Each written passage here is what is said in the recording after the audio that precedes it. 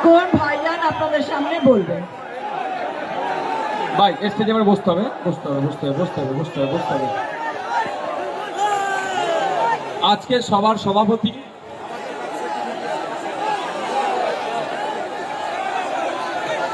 তোমরা চুপ করো ভাই, ভাই বসো, বড় বসো, বসো।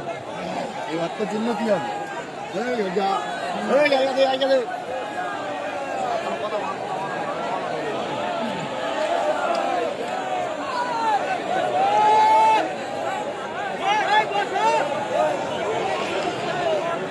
আপনি একটু বাইরে যেতে, হ্যাঁ ঠিক আছে, ঠিক আছে।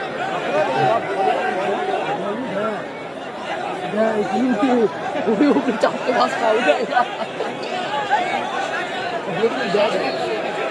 আর ওই সাইডে একটা করে ওই সাইডে, হ্যাঁ হ্যাঁ, চার সাইডে চারটে আর উপরে ওইগুলো।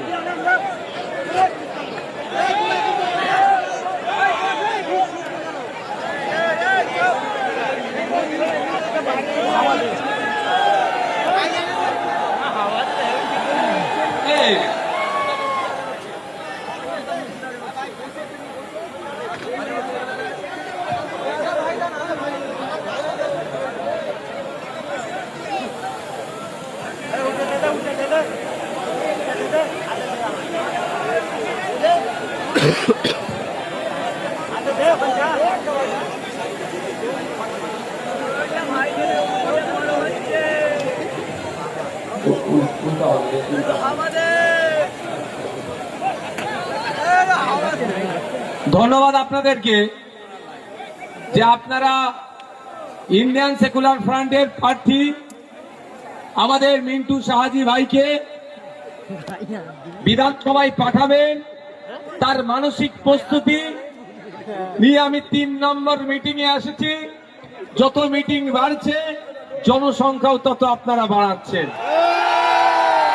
আমাদের সমর্থনে আইএসএফ এর প্রার্থী মফিদুল শাহাজি, যাকে আমরা মিন্টু শাহাজি নামে চিনি, তার আজকের এই সমর্থনে নির্বাচনী জনসভায় আপনাদের উপস্থিতি প্রমাণ করে দিচ্ছে। দেগঙ্গা বলছে মিন্টু শাহাজি বিধানসভায় যাচ্ছে, দেগঙ্গা বলছে আইএসএফ জিতছে, দেগঙ্গা বলছে বাম আইএসএফ ঐক্য জিতছে। আমি বেশি বক্তব্য নতুন করে দেব না। গত কদিন আগেই অভিষেক ব্যানার্জির ভাইপো তথা মমতা ব্যানার্জির ভাইপো তথা অভিষেক বাবু এসে আমার সিকিউরিটি নিয়ে কটা কথা বলেছে। আগে তার জবাবটা দেওয়া দরকার আছে না নাই? এতটুকু মনে রাখবেন, আপনাদের এই নওশাদ ভাই তার বীরত্ব গদি ছেড়ে রাজনীতির ময়দানে এসেছে, তো সহজেই অফসাইডে কাউকে আমি গোলও করতে দেব না। আজকে আমার 8টা প্রোগ্রাম আছে, এটা মনে হয় 4 নম্বর চলছে, 5 নম্বর। আপনি বলুন তাহলে আমার স্ট্রেংথ কত, স্টামিনা কত আছে? যদি 20,000 করে হতো কত হতো? 1.5 লাখ, কম করে 1,60,000।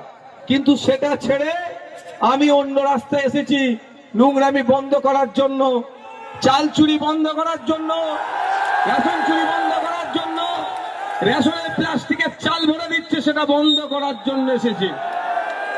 বাচ্চাদের মিড ডে মিল চুরি হয়ে যাচ্ছে, 84 স্কুলের স্কুল ড্রেস চুরি হয়ে যাচ্ছে, খাতা চুরি হয়ে যাচ্ছে, বই চুরি হয়ে যাচ্ছে, সব চুরি এরা করে নিচ্ছে চুরিকে বন্ধ করার জন্য।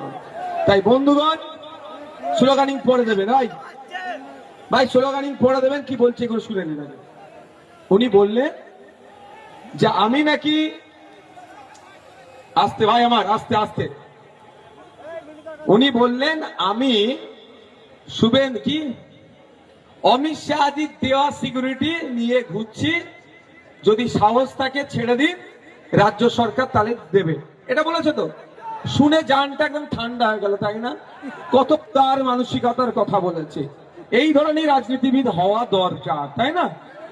আমি চাই এই ধরনের পরিণত পরিপক্ক রাজনীতিবিদ পশ্চিমবাংলায় বেশি বেশি আসুক।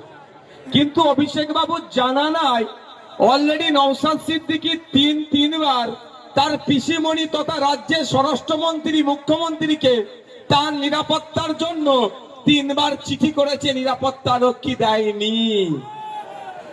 তারপরে আমি অমিত শাহজিকে চিঠি করলাম যে পশ্চিম বাংলায় বিরোধী দলের যারা বিধায়ক আছে সবাইকে আপনি সিকিউরিটি দিয়ে রেখেছেন, আমিও তো বিরোধী দলের বিধায়ক, আমি কি দোষ করলাম? আমার উপর এই ধরনের প্রাণঘাতী হামলা চলছে, আমাকে নিরাপত্তা রক্ষী দেয়া হোক। তাও অমিত শাহ আমার কথাই সাড়া দিল না। যাহাই দিদি তাহাই দাদা, পিছিয়ে বর্গের কথা বলছি, পিছিয়ে বর্গের দলিত আদিবাসী হিন্দু মুসলমানের অধিকারের কথা বলছি। স্বাভাবিকভাবে অমিত শাহজি হোক আর মোদীজি হোক আর মমতা দিদি হোক, সবার তো মুখটা একটু আমার প্রতি গুমড়ে থাকবে, এটা স্বাভাবিক। তারা আমাকে দিল না। অমিত শাহজিকে চিঠি করলাম, দিল না। মমতা ব্যানার্জিকে তিনবার চিঠি করেছি, দেয়নি। তারপরে আমি স্পিকার স্যারকে চিঠি করলাম, আমি যার কাস্টেডিয়ান, আমি যার আন্ডারে আছি, যিনি আমার কাস্টেডিয়ান, তাকে বললাম যে ন্যূনতম বিধায়ক হলে যেই সিকিউরিটিটা পাওয়া যায় সেটা অন্তত আমাকে দেওয়া হোক। তাও মমতা ব্যানার্জি, এই অভিষেক ব্যানার্জির পিসিমণি, আপনাদের জানিয়ে রাখি, মিষ্টি মিষ্টি কথা বলে সরল ধর্মপ্রাণ মুসলমান দলিত আদিবাসীর কাছ থেকে দীর্ঘদিন এরা ভোট লুট করেছে। নওশাদ মার্কেটে আসার পরে এদের ভোট লুট বন্ধ হয়ে যাচ্ছে, এদের এই জন্য তারা চাপে পড়ে যাচ্ছে। নওশাদের বক্তব্য, ক্যাপটিভ ভোট ব্যাংক হিসাবে থাকবেন না, ক্যাপটিভ ভোট ব্যাংক হিসাবে থাকবেন না। আপনার অধিকারের নিরিখে ভোট চান।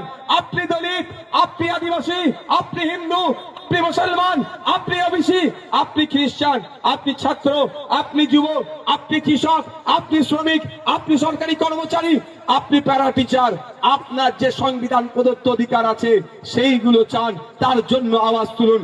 বারবার কথা বলেছি, আমার সাথে যুক্তি তর্কে পেরে উঠতে পারছে না বলে আমার সম্পর্কে মিথ্যাচার করছে। কিন্তু মিথ্যাচারের ঝপের চপটা আমার দেগঙ্গার ভাইরা মায়েরা খাবে কি মনে হয়? এই অভিষেক বাবু ঢপের চপ আমরা খাবো? তারপর আমি জবাব দিয়ে যাচ্ছি। আমি 3বার মমতা ব্যানার্জিকে চিঠি করেছি, একবার স্পিকার স্যার আর একবার স্বরাষ্ট্র সেন্ট্রাল হোম মিনিস্ট্রিকে করেছি। কেউ আমার ডাকে সাড়া দেয়নি।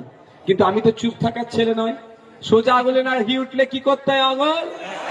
আমি সেই ছেলে, পেনের খোঁচা দিতে একটু বেশি পছন্দ করি। আস্তে আস্তে তো আমাকে দুটো বোন দুটো পেনও গিফট করেছে, দেখো সব ছেড়ে এসেছি, পেন আমি ছাড়ি না, পকেটে ভরে নিয়েছি। বুঝতে পেরেছো আমি ছেলে তো। 5 টাকার পেনের খোঁচা খুব ভালো লাগে আমাকে দিতে। আমি 5 টাকার পেনের খোঁচায় আইনি লড়াইয়ে গেলাম, কলকাতা হাইকোর্টে গেলাম। আমি যত কটা চিঠি যেখানে যেখানে করেছি সেখানে সেখানে দিয়ে দিলাম। দিয়ে দেওয়ার পরে কলকাতা হাইকোর্ট সিআইএসএফ কে নির্দেশ দিল, ইমিডিয়েট একটা টাইম বাউন্ড করে দিল। এর মধ্যে নওশাদ সিদ্দিকীর কি থ্রেড আছে, থ্রেডের বিশেষে একে নিরাপত্তা রক্ষী দেওয়া হোক। এবার বলুন, আমি অপরাধ করেছি না আমি নাই পথে আমার অধিকার আমি বুঝে নিয়েছি? এই বলুন, আমি লড়াই করে আমি আমার অধিকার বুঝে নেবো না? তো এই অধিকার বুঝে নিয়ে তো অনেকের অসুবিধা হচ্ছে। কি বলছে যে রাজ্য অমিত শাহর পুলিশ ছেড়ে দিক, আমরা দিয়ে দেবো।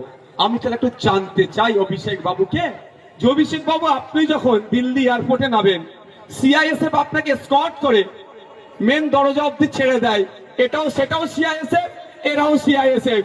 ও আপনাকে এয়ারপোর্ট থেকে ফ্লাইট থেকে মেন গেট পর্যন্ত অমিত শাহ পুলিশ ছেড়ে দিলে কোনো অসুবিধা হয় না। আর নওশাদ সিদ্দিকী মামলা করে সিআইএসএফ নিলে আপনারা তো বুক ফাটে কেন? জানবো না আমরা? অ্যাকচুয়াল অভিষেক বাবুর বুক ফাটেনি। এখানে যিনি আছেন তার তিনার হয়ে একটু ওকালতি উনি করেছেন। এই জন্যই যে দেখছে দেগঙ্গা বেরিয়ে গিয়েছে হাত থেকে, যদি একটু মানুষকে ভুল বুঝিয়ে কিছু ভোট ফিরিয়ে আনতে পারি, অতটি সহজ নয়। এটা 2021 নয়, এটা 2026। 2021-এ অনেক কটা ইকুয়েশন ছিল, তখন সিংহ চিহ্ন দাঁড় করিয়ে দিয়ে কনফিউজ ক্রিয়েট করে দিয়েছিল। ওই জন্য আমরা এই শিক্ষাতে লস করেছিলাম, অস্বীকার করার জায়গা নয়। অনেক কটা ইকুয়েশনের মধ্যে একটা ইকুয়েশন ছিল, আর একটা কি ছিল, বিজেপি চলে আসবে, বিজেপি চলে আসবে, এই গল্প শুনিয়েছিল। এই নির্বাচনে আর বাইনারি তৈরি করতে পারছে না। আর এইবারে একটা বড় বৈশিষ্ট্য আছে, একজন বর্ষিয়ান নেতাকে আমরা প্রার্থী করেছি। অনেকটাও ভালো ছিল, কিন্তু এটা বর্ষিয়ান একজন পরিপক্ক রাজনীতিবিদ। কোথায় কোথায় কোন সুইচে কি কাজ করতে হবে, কোন কাঁটা কিভাবে তুলতে হবে, কোন নেট কোন কাঠিতে কাটতে হবে, কোন জায়গায় লিকোপ্লাস দিতে হবে সব ভালো করে জেনে বসে আছে। সুতরাং আর ভোগ নাই, সেই জন্য আপনাদেরকে একটু ভুল বুঝাতে চাইছে।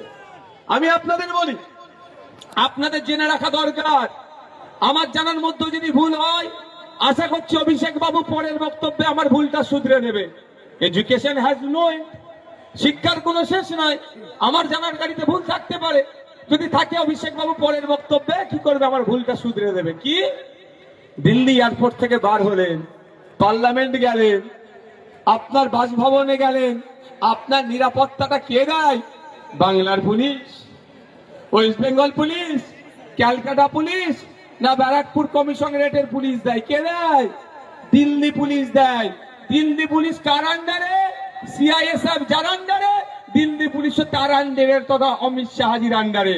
দিল্লিতে গিয়ে আপনি দিল্লি পুলিশের নিরাপত্তা নেবেন, তখন কোনো অসুবিধা নাই, তখন খুব ভালো লাগে।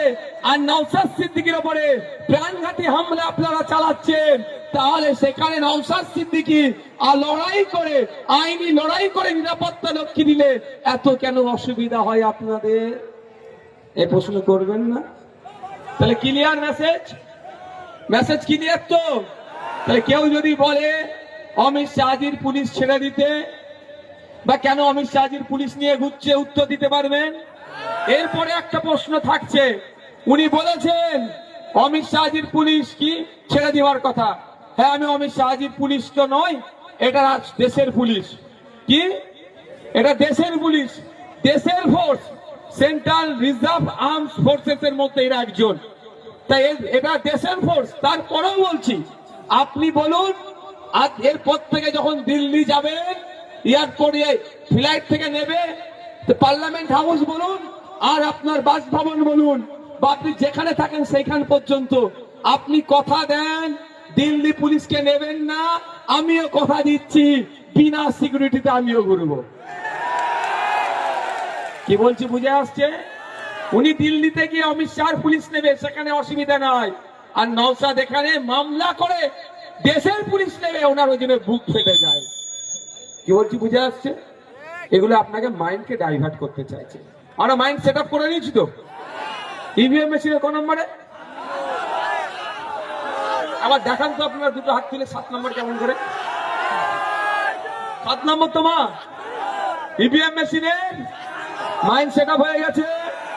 এতটাও বলে যাচ্ছি, গুন্ডা মাস্তান লাগিয়ে ভাবছে ভোট লুট করবে না, ও দিন গুজার গিয়া, ও দিন গুজার গিয়া। একটা ভোট চুরি হবে না। আর যে ভোট চুরি করতে আসবে, গণতান্ত্রিক প্রক্রিয়ায় তার চুরিটা বন্ধ আমরা করব। আমি শুনছিলাম, সত্য মিথ্যা জানি না, ফেসবুকে একটা পোস্ট দেখেছি, পোস্টটা নিয়ে আলোচনা করবো। আমি কিন্তু তথ্য ছাড়া কথা বলি না, আপনারা জানেন। ঝোঁকে এসে গেল বলে বলছি, আপনারা যদি বলতে পারেন বলবো, এটা আমার দোষ নয়, দোষ হলে আপনাদের হবে। একজন ফেসবুকে লিখেছে, 16 কোটি টাকা দিয়ে যিনি প্রার্থী হন তিনি ভোটে জিতলে কিভাবে শোষণ করবে। বুঝে আসছে কার কথা বলছে? তাহলে উনি যদি 16 কোটি টাকা শুধু প্রার্থী হওয়ার জন্য দেন, জিতার জন্য আরো 16 কোটি টাকা খরচ করবে নিশ্চিত ভাবে।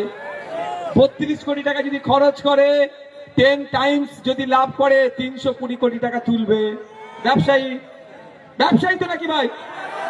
কেমনটা বৈধ ব্যবসা অবৈধ ব্যবসা আমি জানি না ভাই, ও আইন জানে, কিন্তু ব্যবসায়ী তো। 10 টাইমস যদি লাভ তৈরি করতে চায় 320 কোটি টাকা কোথা থেকে আসবে বলুন? আপনার আমার কাছ থেকে তুলবে। কিভাবে তুলবে? আপনার এলাকার ঢালাই রাস্তা 8 ফুটের 6 ফুট করে দেবে, বালি পাথর সিমেন্ট ভাগ কমিয়ে দেবে, আর 6 ইঞ্চি গেজ 4 ইঞ্চি গেজ করে দেবে। ক্ষতি আপনার হবে। তাই আপনাদের বলবো, বাড়ি দেওয়ার লোভ দেখাবে, যা দেবে টাকা পয়সা জামা কাপড় যা দেবে সব নিয়ে নেবেন, নিয়ে নেন, ছাড়বেন না। মাথায় থাকবে, ছাড়াছাড়ির কোনো জায়গা নাই। যা পাবেন সব নিয়ে নেবেন। ভোটটা আইভিএম মেশিনের 29 তারিখ সকালে গিয়ে চুপচাপ সামনে চাপ দিয়ে দেবেন। শুধু এটা নয়, লোক এখন ওনাকে ভাড়া করতে হচ্ছে। আমার কাছে খবর আছে 500 টাকায় আর কেউ ভাড়া কাটতে চাইছে না। আপনাদেরও বলছি, যদি 1000 টাকার অফার আসে ছাড়বেন না, চক্কর মেরে দেবে ভোটটা। আরে আমি আমার কথা বলছি, ভাঙড়ের কথা। ও আমার ছেলেদের শুভাকাঙ্ক্ষী নিয়ে গেছে, অমুক সাহেবের বক্তব্য চলছে, আস্তে আস্তে বাবু বসো, অমুক সাহেবের বক্তব্য চলছে, ও মোবাইলের ডিসপ্লে খুলে অন্যকে ভিডিও দেখাচ্ছে, তার ডিপিতে আমার ছবি লাগানো আছে। ওই বলেছি ছাড়বে না, 300 টাকা যদি রোজের বদলে 500 টাকা পাও 2 ঘন্টার জন্য, কেন ছাড়বে? আমি বলছি অফার গ্রহণ করে দাও, ভোটটা কিন্তু আমাকে দিতে হবে খামচিল্লিতে।